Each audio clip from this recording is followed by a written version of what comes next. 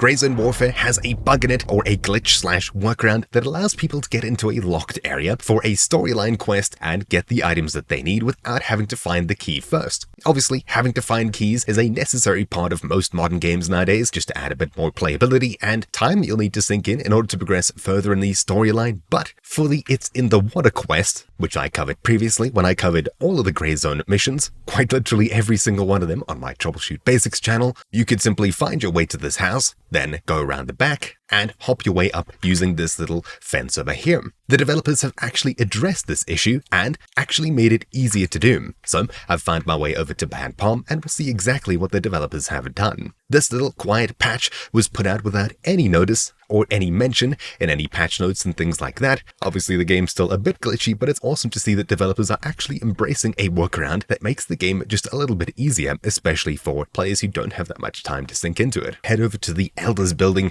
where we usually need the BP Elders key, a pretty rare key spawn to find. So there's the building over there. It's got some things hanging from it. Pushing up to the back of the Elders house over here, you can actually see it's no longer a super thin fishing wire. It's actually something a lot more easy to get in here with. Let's try the old method of climbing up here and hopping over. Could take a while.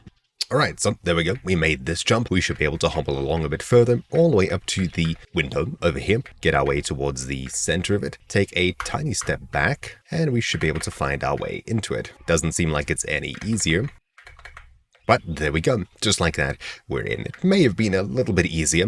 Just past the center point here, we managed to hop our way in, and inside of here we can finish off our quest. Obviously simple enough to do. This door being locked is incredibly annoying, to say the least. And the glitch has made a ton of people's lives easier. Obviously, this isn't really a glitch. Everything that's placed in the game by the game developers is done for a reason, just like this piece of wood here, or previously the fishing net. So it was obviously thought of by the developers, what exactly they want to do. It's unlike any other house here. It was created specifically for this, and the reason that it was there was obviously to let sneaky players in if they figured out a simple little puzzle. Anyways, it's great to see that the developers have made it a little bit more easy to get in here, so it's slightly more obvious that you can do something like this, albeit still a little bit glitchy. Anyways, it's great to know that things are done for a reason. I'd love to see more weird glitches and workarounds for things like this in games, especially where it's artificially limited by some kind of key that you need to find or something like that. These quests can usually be super annoying, and the keys in this game are no exception to that